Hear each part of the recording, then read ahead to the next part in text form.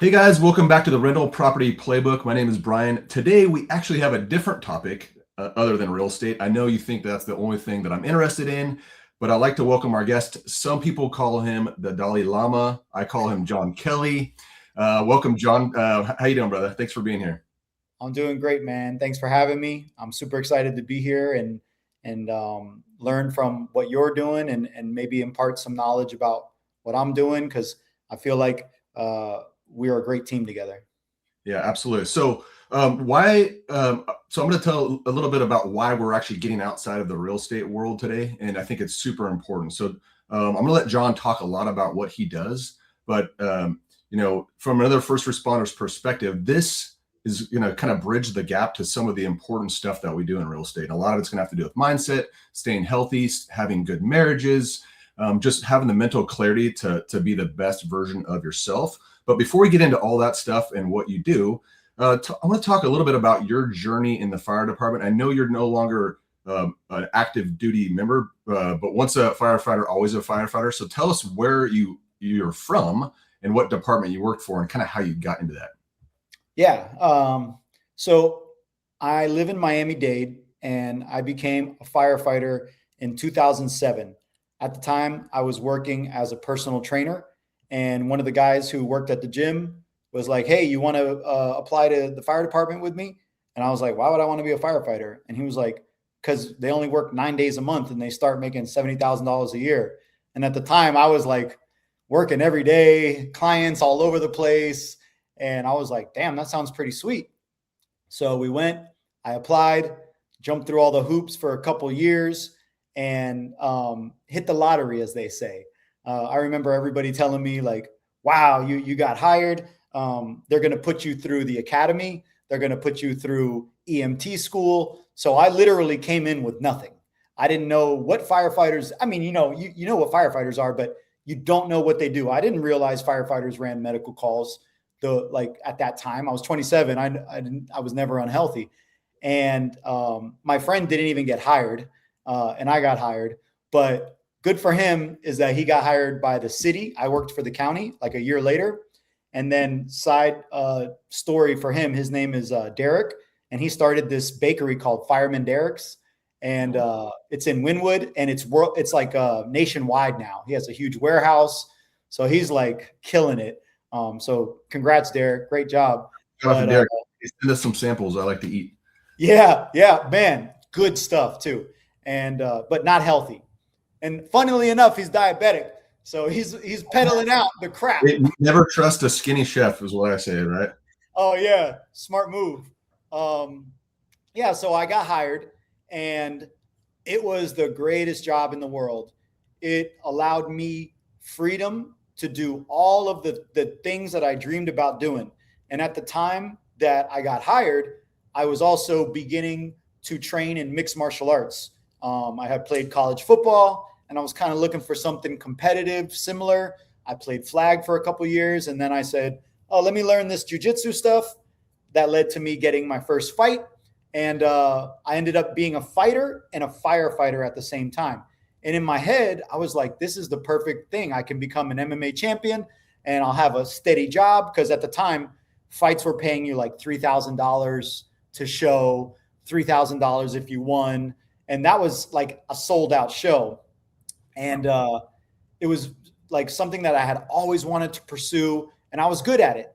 I started out 4-0. I was working as a personal trainer still because I was like, "Hey, if one job is good, why not have 3? Because then I'm making money all over the place." But what I didn't realize, which I now know, is the toll that firefighting takes on you. Yeah, and in the first couple of years, when you're 27, you don't really notice it that much. So I was like doing double dipping, burning the candle on both ends. My day looked like work a 24 because in Miami, we do 24 on, 48 off with a Kelly day every 2 weeks.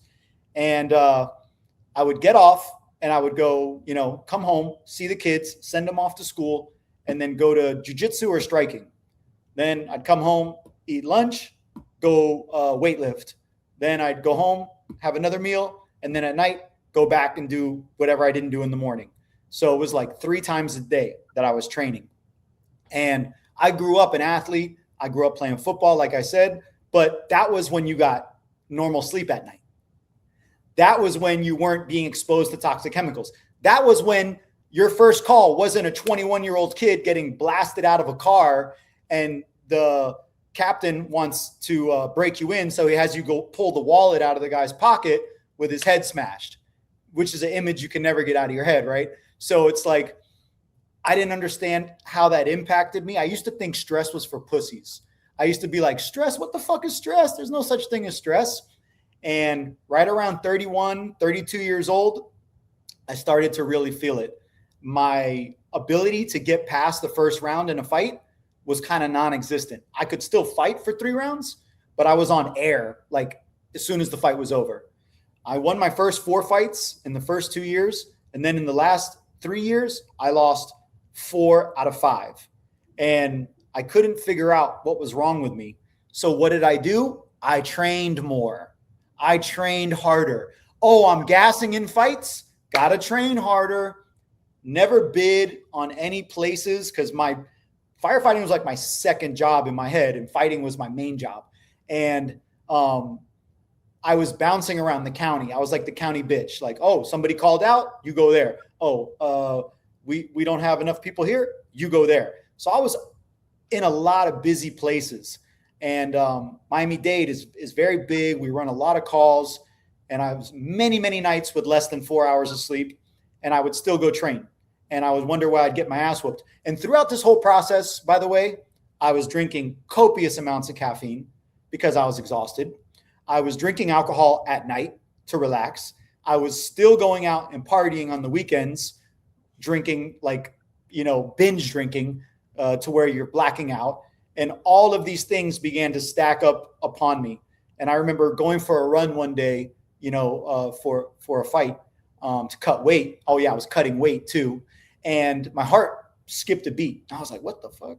What is that? Kind of weird. And then little by little, things just started to fall apart. My sex drive went in the tank. I didn't really feel like having sex. I couldn't stay aroused. I began to feel my heart beat weird while I was having sex because of the hormones. Like when you're having sex, you get riled up.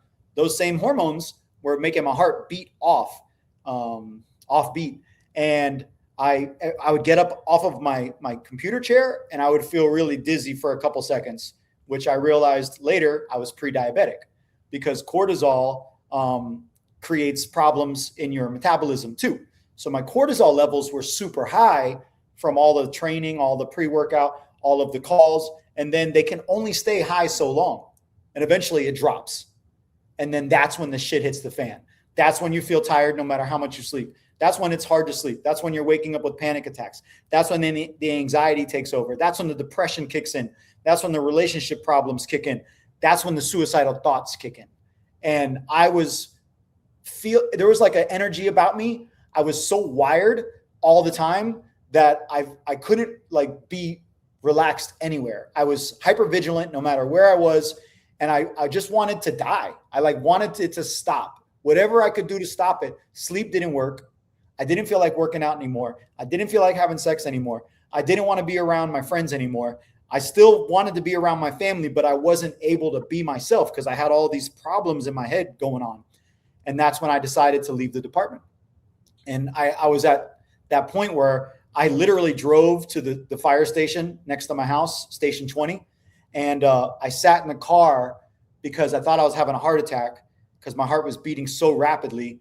And us, we know the signs and we start feeling them. Oh, my left arm is numb. Oh, I'm farting. Oh, I'm nausea. Oh, I'm having a heart attack. But I didn't want to go inside because I knew the guys would be like, yo, fucking Kelly's weak. What a pussy. This guy's a fighter, but he's having a panic attack. So I was like in this purgatory where I literally snuck out of bed because I didn't want to wake up my wife and my family. And then I also didn't want to tell anybody. So I was like trapped in this place. And I feel like a lot of guys get there where they don't want to seem weak to their wives. They don't want to seem weak to their guys. And they don't know what to do. And they end up drinking. They end up using drugs. They end up getting divorced. And then everything you've ever worked for, the reason you got the job for your family, for yourself, is now down the drain And what does that lead to? That leads to decisions like suicide. And we wonder why suicide rates are so high in our profession. What you're describing is something that I think a lot of us go through, and it's the burnout stage, right? It's that end result. And so, I mean, I remember having this myself. I literally was watching a soccer game at the fire station, and I don't love soccer, but I was like super excited. I was like, what the heck? This is awesome. And it turns out I was literally an AFib, so I had to go to the hospital for a whole night. And we're going to get more into like what you do and what you did. I just want to get a little bit of that story out. So it's important to realize, guys, like this is not just for firefighters and first responders. This is for everyone. So the reason why we're kind of venturing out of the real estate world is because you gotta take care of yourself. I see people even in the real estate game, sometimes in my own community, that they're doing so much stuff. Like they're trying to get to this level, and it just gets overwhelming. And then they have relationship problems, they become unhealthy. Like we got to take care of our physical being, our mental well-being, and then our financial well-being, and almost in that order, right? And so I appreciate you sharing this story, and we're going to get more into it. But the part that I love about you, John, is like you're vulnerable. Like the fact that you can like sit in front of me and share this, because I know with the deepest part of my heart that so many guys and gals in the country are feeling this same way. And I've been part of our peer support team for 12 years. And the reason I got into there is because I needed it myself. It was almost a selfish maneuver. Like I needed help because there was some stuff going on in my own life. And like, I would say that it pretty much saved my career. It saved my life and saved my like relationships, because we get to some dark places from what we see and what we do. And I'm going to say this out of 1,000% respect to the military people. I will never know what those people have to go through, but the difference between a little bit of their PTSD is that they go through these little small bouts of it, like where they're in this active duty combat, and I will never ever know what they do, and I'm so grateful for that. But we go through this every day for 30 years, and it just fills this cup up. And being in a very alpha type of job, we, like John just mentioned it, like you don't tell people, you don't open up, and then we see trauma for so long. And so this is such an important conversation. So you literally walked in, and first off, you had the courage to recognize that you were having some problems. But like, what was the reaction of the people around you? And really, who cares what it is? But I want to know kind of like what happened. We don't have to go into crazy detail because I'm going to kind of trickle this story in a little bit. But like, what happened when you walked into the captain's office or the chief's office and you said, "Hey, I'm done"? Like that takes courage to do, because that may have well saved your life, right? Yeah. And honestly, when I did it, it wasn't lightly at all, because I was trying to look for ways that I could continue. But I remember every single night before shift, I couldn't sleep anymore. And I had burned all my sick time. I think I still owe people some swaps. My buddies give me a hard time. I'll take care of it for you. And I remember the chief like asking me, like, "You sure you want to do this?" And I'm like, "I've never been more sure of anything in my life. Like, there's no way I can do this anymore." And my thought process was, once that's over, I'll be fine. But guess what? I wasn't, because this job does damage to our bodies that never goes away. I'm still dealing with the damage of the job. And now, granted, I doubled down on everything with all the dumb stuff that I did. And that's how I learned all this stuff. And when I left, I used to look at myself, I was in an identity crisis, because I no longer was a fighter, and I no longer was a firefighter, and I didn't know who I was. And I was weaker than I had ever been. And I was emotionally in a weird place because my hormones were all out of whack. And now I didn't have an income.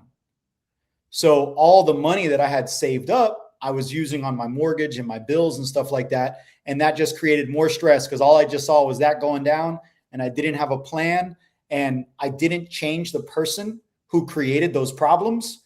You talk about the mentality. The mentality is what got me there. All those beliefs that I grew up with, that there's no such thing as stress, rest is weakness, push through, work harder, rub some dirt on it. Like those are useful, especially on scene. When you're in a fire and you feel like quitting, you got to push through. When it's 3 a.m. and you're on your third call and your third transport, you got to push through.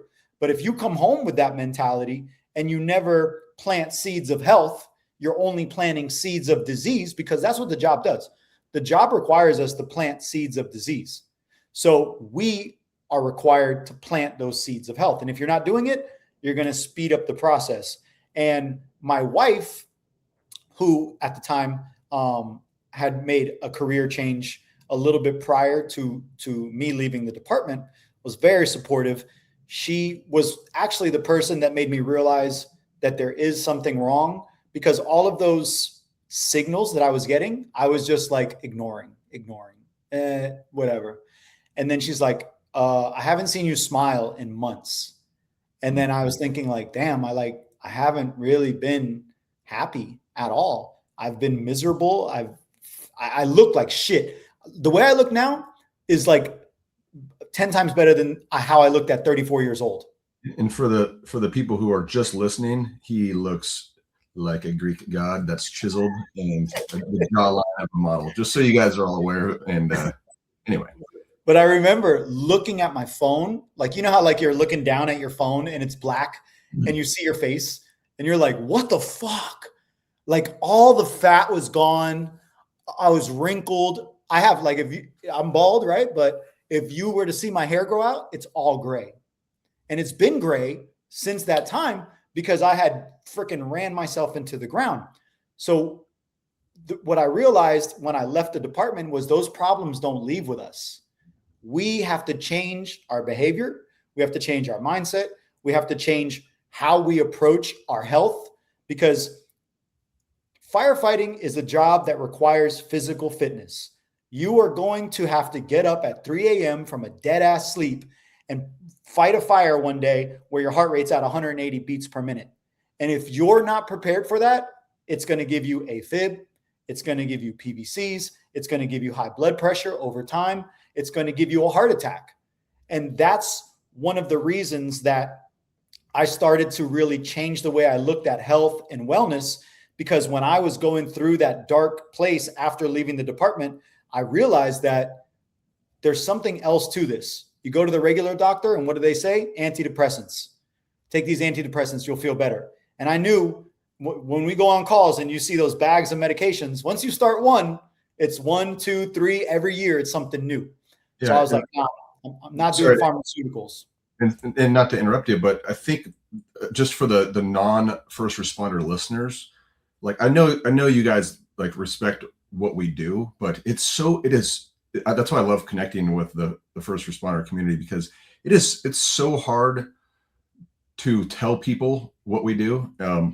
But imagine you're asleep in your own bed or you're on vacation and you're enjoying a beautiful night with your family, and like that's us in the dorm room with your crew, right? And out of nowhere, someone flips on all the lights, a giant noise wakes you up where you literally almost crap your pants, and you got to run to the fire engine. You don't know what is on the other end, and on the other end is someone literally about to die. And so it could be from a fire, from a trapped vehicle. And I say this like we have to figure this out instantly. Number one. So yeah, you get your heart rate up, but you're thinking, you're stressed, which because you're trying to figure out what's going on with this person. You're driving backwards on a busy freeway. You get there and you don't know what to expect because you're not there yet. And you show up and it is like absolute chaos. Like the ability for you to go from zero to like hero is crazy. And this could be 3 times a night, right? Yes. If I lean over, I love my wife to death, but if I like lean over and accidentally kick her and wake her up, she is like stressed, right? So imagine what we have to do. And then we have to come back and be normal human beings with our families, with our kids, with our dog, and even with our work colleagues. And that's a lot of expectation for someone. So do you have any advice for someone like here?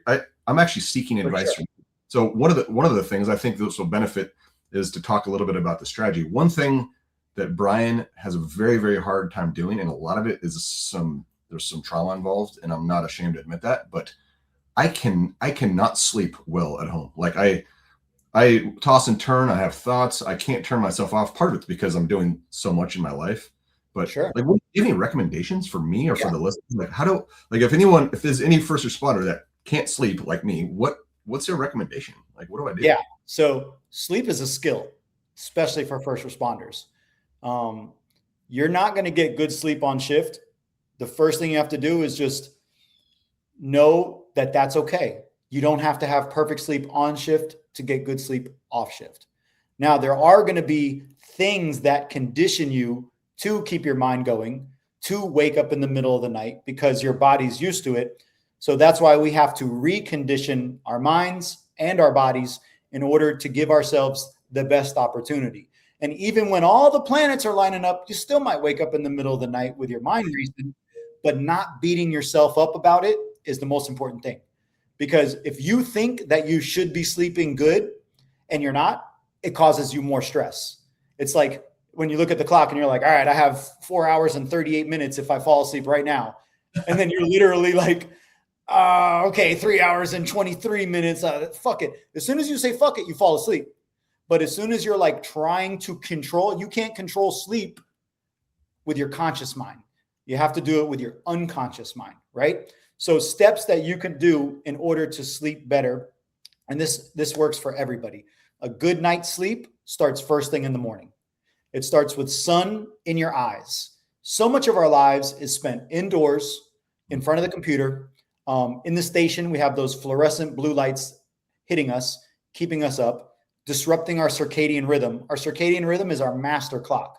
So if we want to improve our master clock, we have to make sure we get sunlight first thing in the morning. So I recommend that every first responder, every single day, gets sunlight first thing, 10 to 15 minutes. Sit outside, let the sun hit you in the face, keep your eyes closed. You can't look at the sun, but you look in the direction of the sun and you let it hit you. That's going to send a signal to your body to naturally release cortisol. That's like when you're sleeping at night, and then all of a sudden, like the sun starts to come up and you wake up. That's the light telling your body to release cortisol. So our bodies are releasing cortisol all the time. So our cortisol response gets flipped upside down. So we need to retrain it with sunlight. That's the first thing. The second thing, how do you quiet a mind that's always running? You stop for a minute and you breathe deeply, because your nervous system has two different stages. You have fight or flight and you have rest and recovery. In order to sleep, you can't be in fight or flight. So work for you and me is almost like a sport, right? It's like so fun. We love it so much. We're making such an impact in people's lives. We are fulfilled more than anything fulfills us. But that also comes at a cost of that it excites us. It creates that response within us, the fight or flight. So we have to realize that, and we have to make sure that we're taking steps to keep our nervous system from being in fight or flight too often. And we do that through the breath.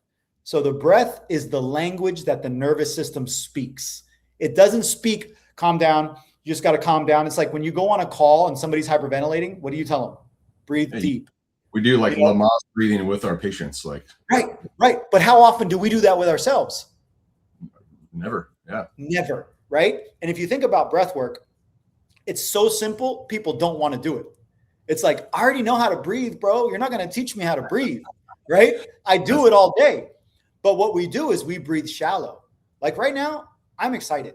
Right. I'm on this call with you. I'm teaching people things. So I'm in fight or flight right now. My breathing is shallow. When I get off this call, I'm going to purposely go into deep breathing.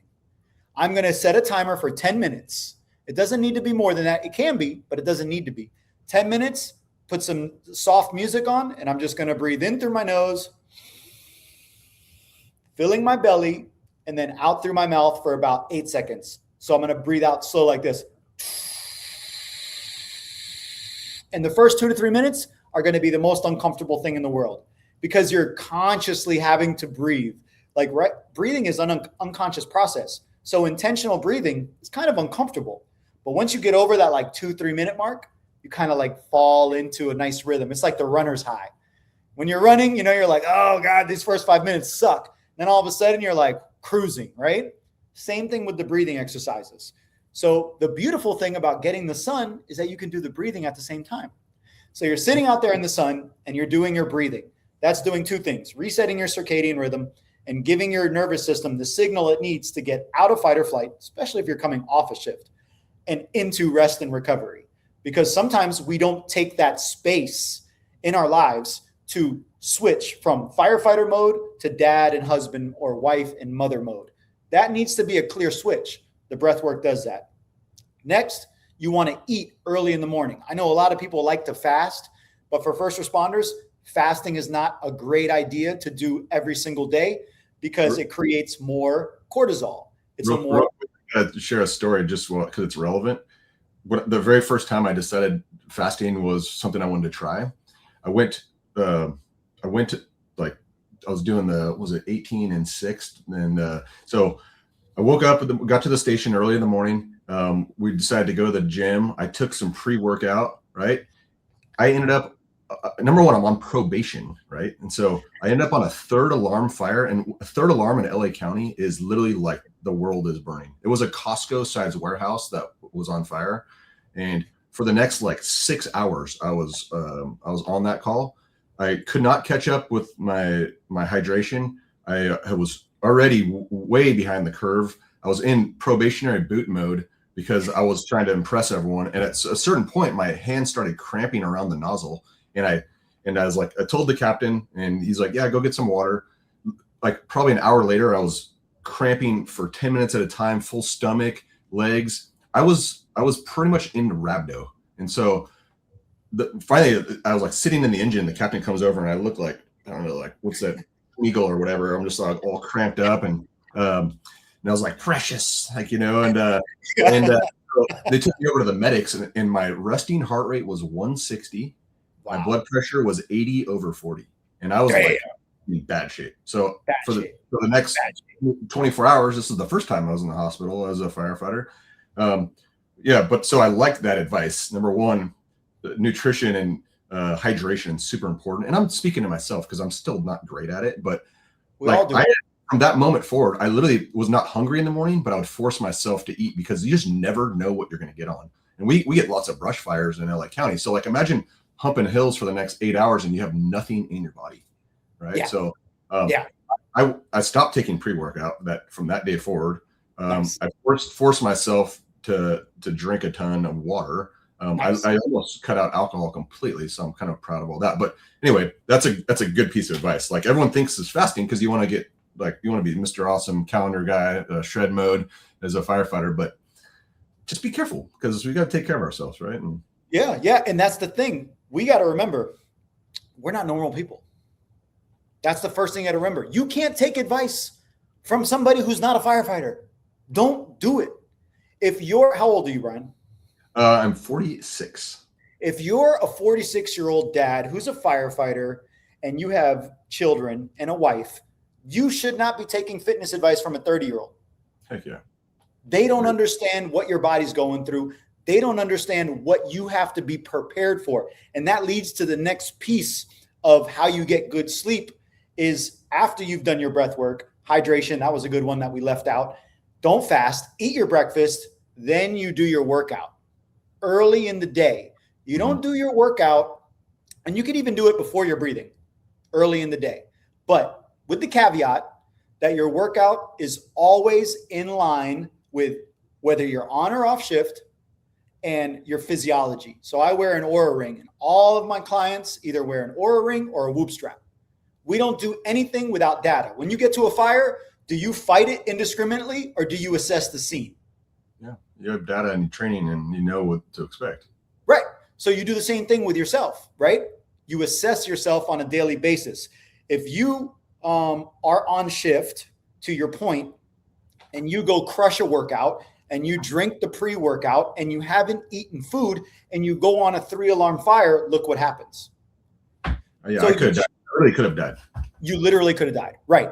And I'm telling guys all the time, don't train hard on shift. On shift, all of your energy should be for the job. Now, I'm not saying you shouldn't move. I have my guys walk on the treadmill. I have them do yoga. I have them stretch. Sometimes I'll have them do like light strength training, but there's no CrossFit workouts. There's no high intensity workouts. There's no workouts as a group pushing each other and doing a drill. Everything is built around not knowing what the night is going to bring. Because if you get that fire and you're fried, you are a liability to your crew, you're a liability to yourself, and you're a liability to the community. When you put that uniform on, your job is not to be the fittest guy. Your job is to be the best firefighter. So off shift is where you train. So you train according to your physiology, and you do it early. Because if you train at 4 o'clock or 5 o'clock, you're going to release more cortisol. That's going to make you not be able to fall asleep. It's going to keep you amped up. And the whole idea is to create the most optimal environment for a fireman to fall asleep at night. So you're working out in the morning, you're doing breathing exercises, you're getting your sun, then you're cutting off your caffeine early. I love my coffee. What time do you recommend? Because I think that one hits for me. I get these afternoon lows, and I've tried it for a while, but then I just couldn't. I couldn't, or I don't like couldn't. I can. I chose not to survive without it. So, like, what's a good time? Because I tried like 3 o'clock, but sometimes I'm like laying in bed going, that was a mistake. That's too late. Yeah, that's too late. And it depends on what time you're going to bed, but I would say 10 hours before you want to fall asleep. Oh, dang. Okay. Yeah. Yeah. So I cut it off typically around 12, maybe 12:30 sometimes, because I usually fall asleep. Like, the cool thing about this ring is that it tells me like my best sleep times. I could go to bed at 10, but I'm not falling asleep till like 10:30, 11. So I typically go to bed around 10 and fall asleep around 10:30 or 11. So I stop around 12 or 12:30, and I just don't do it anymore. You gave me a really good idea. Since I'm a captain now and I could run the shift, I'm going to do lineup outside in the sun, and we're going to breathe together. Dude, that is huge. That is like a dream of mine. Thank you so much for making it come true. Like, having a group of guys make it part of their morning detail. Like, you check the truck, you check your equipment, but then you leave yourself out. You clean the station, but then we leave ourselves out. Like, we are part of the apparatus. We are part of the whole structure. So we cannot neglect ourselves at the expense of everything else. So that's amazing. So now that you've worked out in the morning, you've cut your caffeine at 12, you got your sun early in the morning, you did your breathing either before or after your workout. Now you have your day, you go about your normal day, and then we hit the 3-2-1 rule.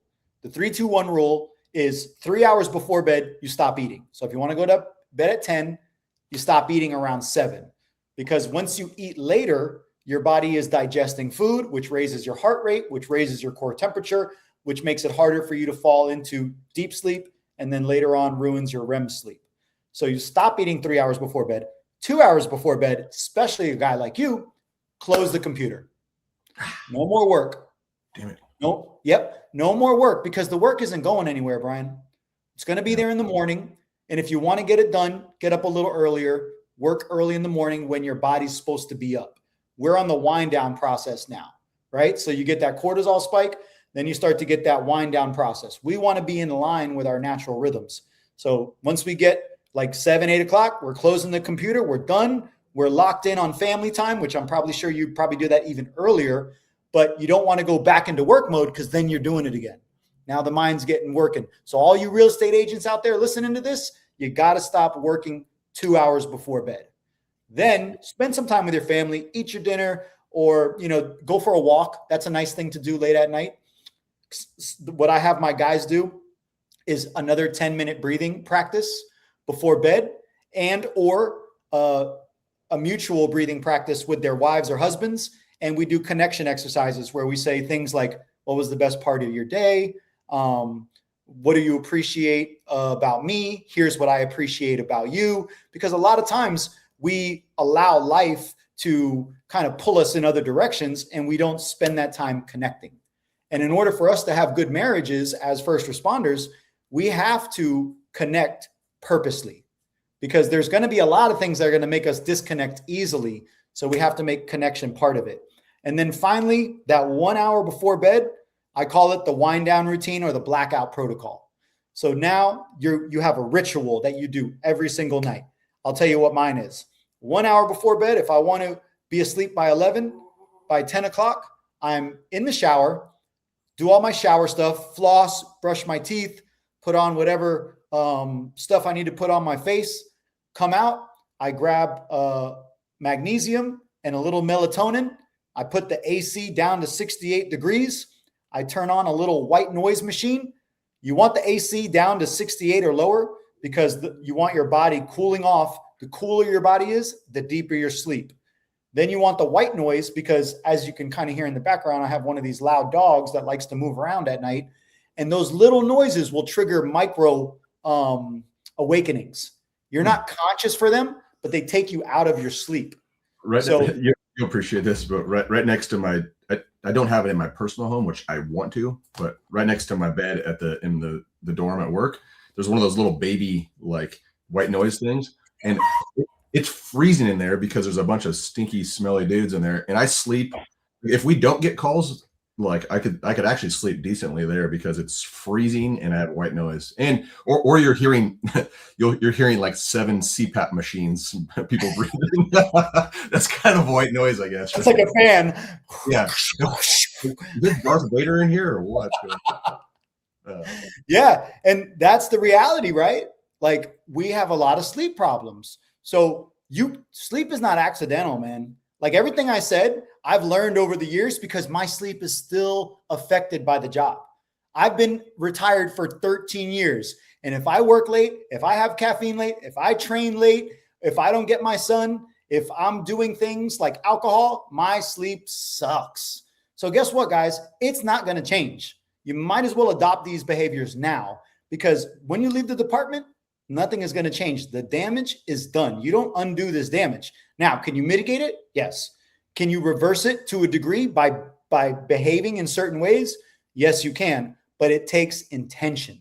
Like all of those things I told you, those are intentional activities, and they require you to say no to a lot of stuff sometimes.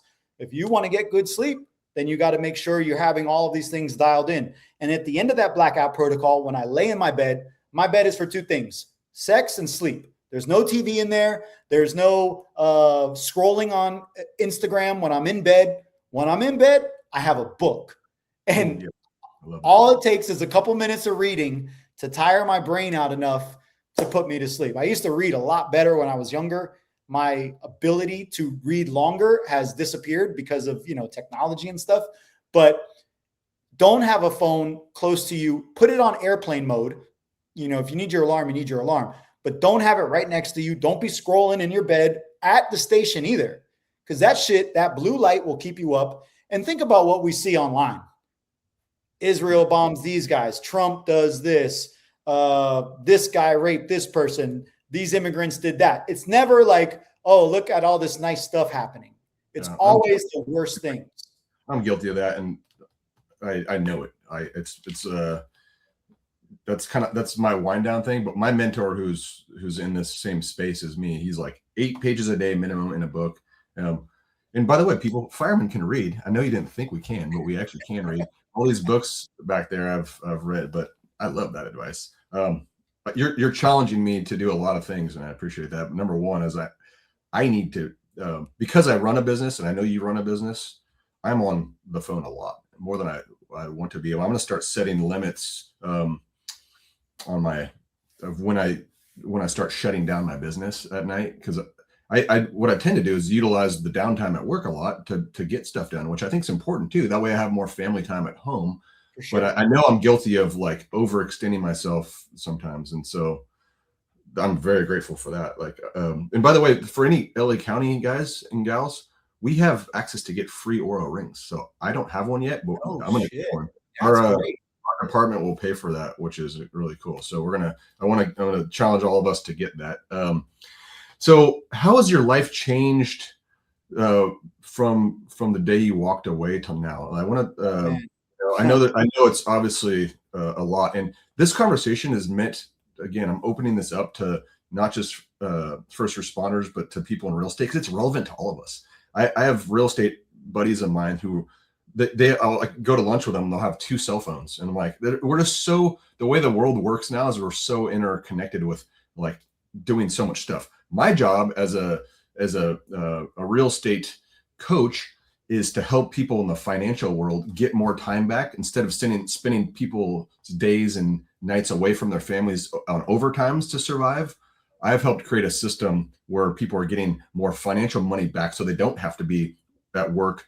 John and I talked about early on a normal schedule, we work 10 days a month and have 20 off. But most of us, for a long time, including myself, would work 20, 25 days. That's why your wife wants to divorce you. That's why you're not getting sleep. That's why you have a lot more of this trauma and problems. So how's your life changed since before? And at the end of this, we're going to talk about like how we connect with you, obviously, but like, how's your life changed from the day you walked away? Oh man, tremendously. Like I was the typical outwork you, like I got the fitness award, that kind of guy. And when I left the job, after I kind of sat down, I read Rich Dad, Poor Dad, right? And I didn't even know what an asset and a liability was. Like I grew up here in Miami and I got a 1.6 GPA and I got kicked out of school for fighting. And my whole, I was never dumb, but I was just not interested in high school. And I was fighting all the time. And my parents, you know how it goes. So I didn't know what a liability was. I didn't know credit. I didn't know nothing. I got out of school, got all the loans for college, got into debt, really screwed myself over. And, I sat down and I read the book and I learned, I was like, I don't have any assets. I mean, I had a house, but, I didn't have anything paying me money. So I was like, what would I do if money was no option? Well, every day I would go to the gym, that's for sure. So I opened a gym. And the funny thing was I was looking everywhere to find a gym. And I had a plan for how I was going to open my gym. But our plans and God's plans are two different things. And that's one of the things that I learned. I'm not a religious person. I didn't grow up going to church or anything like that. I've never read the Bible. But I am a man of faith. And that's part of me has changed. I didn't have faith before. I thought everything was about hustle and grind. And it's not. Because you can hustle and grind your ass off and you end up in the hospital with a left bundle branch block. You can hustle and grind your ass off and you have a nervous breakdown and you're divorced. So what I've learned is that it's not about doing things. It's about who you're being and who you are as a person and how you think and what you value, and staying within that allows the universe to work with you instead of against you. So I learned through my 10 years as a gym owner that training people and helping people through their health should be the core of their life. Because I was dealing with all of these people that had all this money, but they were unhappy, they were out of shape, they didn't like the way they looked in the mirror, and they didn't have good relationships. So my job was always make health the root of people's lives. And over the years, I've learned that health is not fitness and nutrition. That's a part of health. But health is also regulating the nervous system. Health is also improving your mindset through learning and growing and applying. It's not just about consuming content. It's about creating and applying and iterating upon things, because you can't learn things if you're not in the arena, if you're not on the court, if you're not taking shots. Like in order for you to be where you are in your company right now, you had to figure out how to buy a house. You had to figure out how to get a loan. You had to figure out how many mistakes, quote unquote mistakes, got you to where you are. You had to make them. And there's no such thing as failure. Yeah, of course. Because you know what? Because you're growing. You can't grow without mistakes. The only way that you become a good fighter is by getting your ass beat for years. And then you learn. Time on the mat, right? So I learned through the process of leaving the department what real health was, mind, body, and spirit. And that's why I call this company Holistic First Responders, because as first responders, we're taught how to do the job, but not how to live for the job. We are very good at developing ourselves professionally with the certifications and the promotions, but personally, we don't develop ourselves. We just kind of exist outside of the job. We may work another job, but there isn't too much focus on developing yourself as a father, as developing yourself as a man, or developing yourself as a person in general. And that requires intention. Like all the firefighters I work with, the first thing I ask them is, what do you want? Like, what's your desire? What's your goal? Because if you don't have one, the department's going to dictate that for you. So a lot of guys are like, I want to be more connected with my wife. I want to be a better dad. I want to start a business. I want more out of life. Well, that's the first step.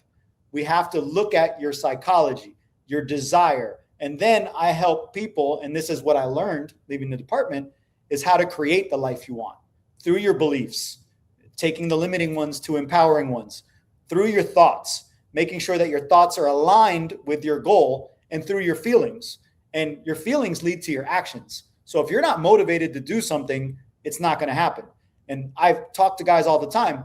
And like I was talking to one of my guys this morning, and I brought you up to him because one of his desire was leave the department within the next 5 years, have multiple income streams, multiple vacation homes, and travel 4 times a year. And I said, okay, so why can't you have that? Because it's easy to think of why you can't. Oh, I can't because I can't. One of his first things was, I can't find revenue streams.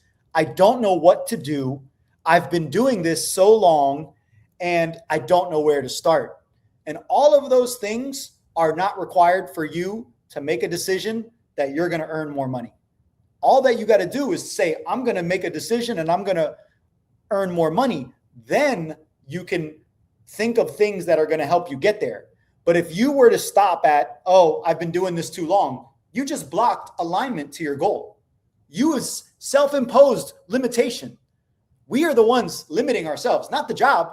The job gives us plenty of time to do stuff.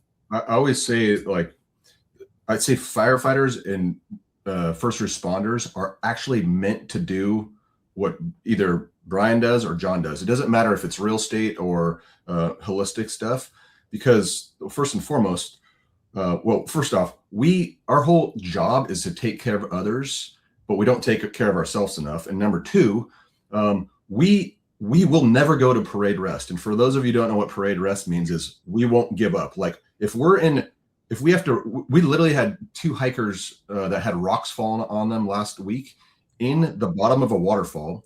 We had a team rappel down there, hoist them up by a helicopter. We're not going to go, well, we just can't figure this out. Good luck, guys. We will die in order to figure it out, but we will do that for others. So why won't we do that for ourselves? I don't understand.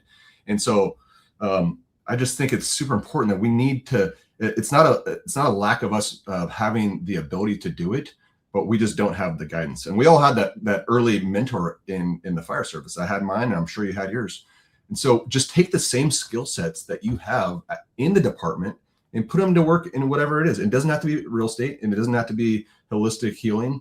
But I love that you asked the question why, because that's the first thing I ask. And I usually use it against them in a sense, because usually people have the same reason why. It's, I want to be healthy. I want to have a better marriage. I want to be a better dad. I want to spend more time with my family, because time is the most precious asset we have. But they stop there. And so when I make the joke all the time, what I'm doing in real estate, it may sound difficult. I'm very proud of what I've been able to accomplish, but it's so easy a fireman can do it. And that's the joke, right? Because I don't have this crazy secret recipe other than action. Imperfect action is what I did. I've had knockdowns.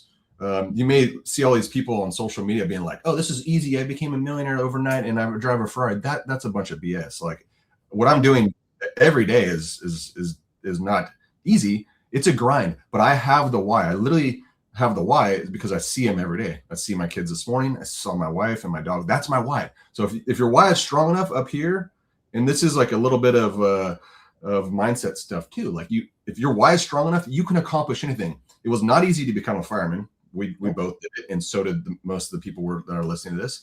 Think about that. If you put that much effort into your health and your finances as you did to become a firefighter, you would be super healthy and probably very wealthy, right?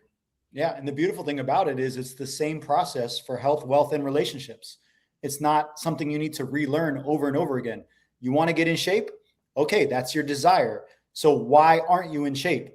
Because of the job, because I don't have control over what I eat, because I'm always tired. Those are limiting beliefs. They might feel true to you, but We can change them by giving you something you can do. Can you walk every day? Yeah, I can walk every day. Okay, let's start with that. You're going to walk 10,000 steps a day. That's all you got to do. A month later, you lost 10 pounds.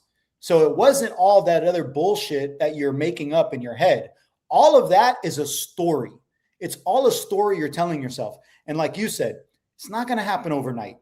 I've been doing this for 13 years, but every day I learn something new. Every day I take a step forward. And the cool thing about having empowering beliefs is that it leads you to asking yourself empowering questions. Who can I learn from? The guy that I was talking to, his name is Joe. Joe wants to learn about real estate. He can talk to Brian. Now he has an avenue to create that. Not that, I've only done firefighting, I can't do anything. Yeah, if that's what you think, then that's the truth. But if you say, hey, I can talk to John for my health, I can talk to Brian for my wealth. Now I have two avenues of guys that have already figured it out who can help me compress that time, save me that precious resource, and allow me to build the life that I want. But first and foremost, I got to know what that is. If you don't know what you want, how are you going to imagine life? You want to hear something crazy? One of the exercises, because I'm running a 12-man cohort right now. So I'm coaching 12 guys through the same processes. And each one is different, of course, but it's basically the same principles. And the question I asked them this week is, we're in week 7, and it's like, what's your biggest, most audacious goal that you got?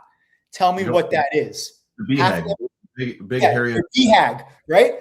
Half of them can't even tell me because they've limited themselves for so long into the identity of a firefighter.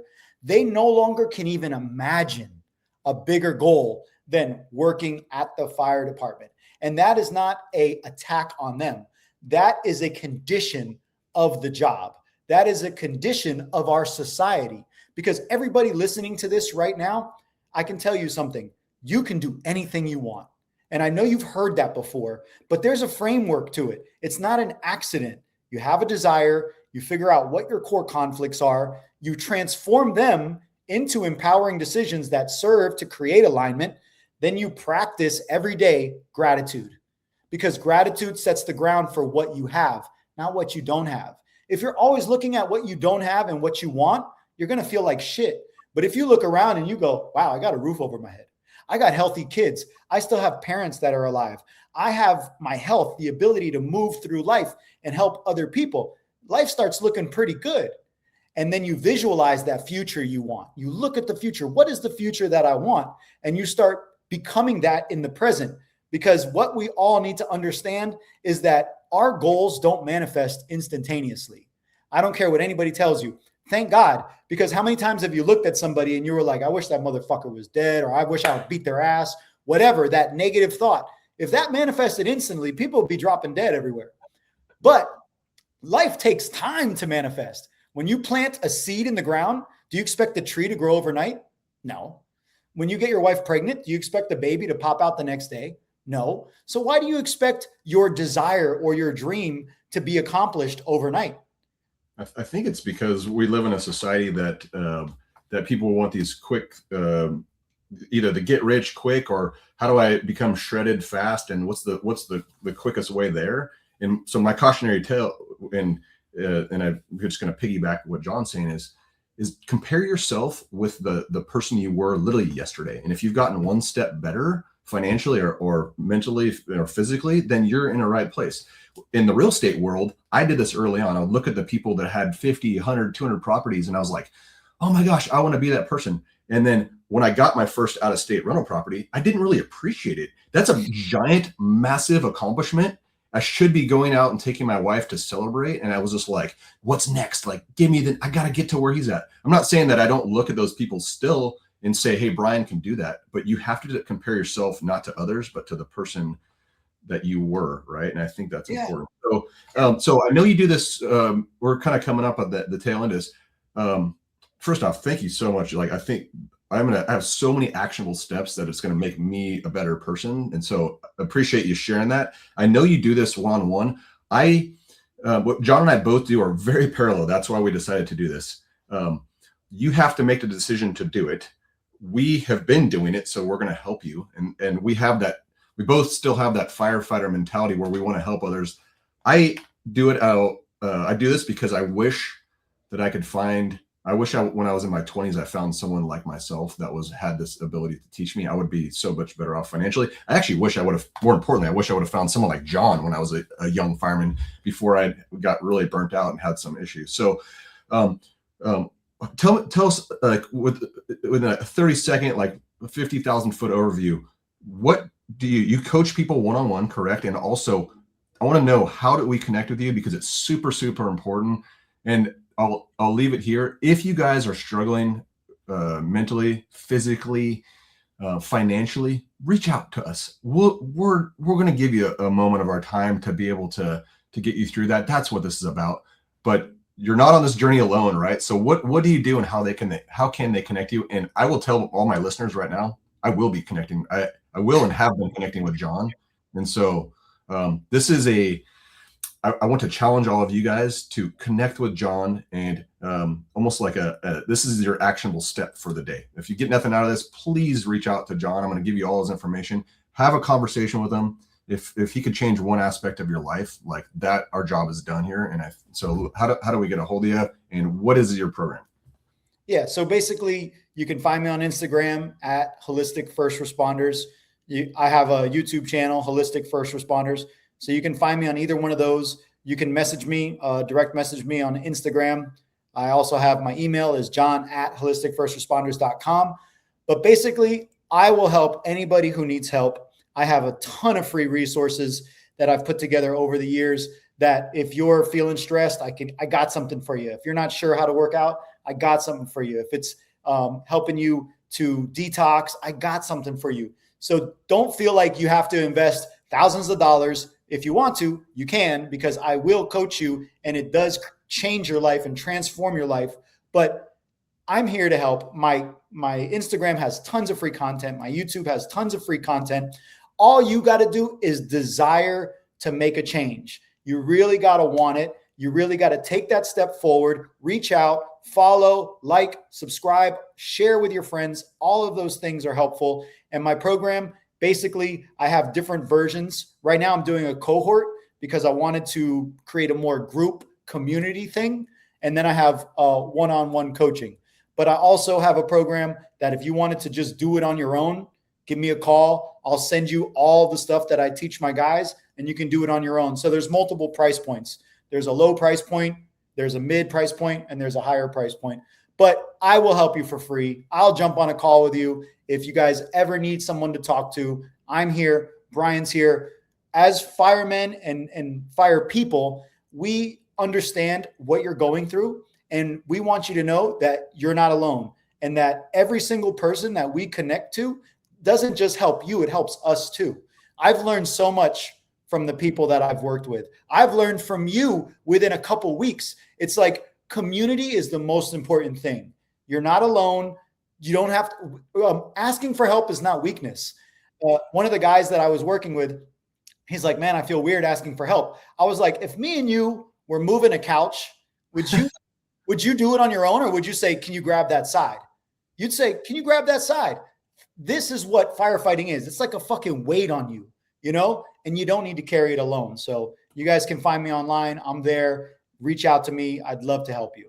Awesome. Thank you so much. I'm going to put all that information in the show notes, but yeah, please reach out to John. And if you are struggling to get a hold of him, I will connect you directly to him. So thanks for your time, man. You're changing lives out there, and just keep doing what you're doing. It's very meaningful to not only this community, but to everyone. So thank you guys. I know this is the Rental Property Playbook, but I'd like to give a massive shout out to John, aka the Dalai Lama of Brian's life.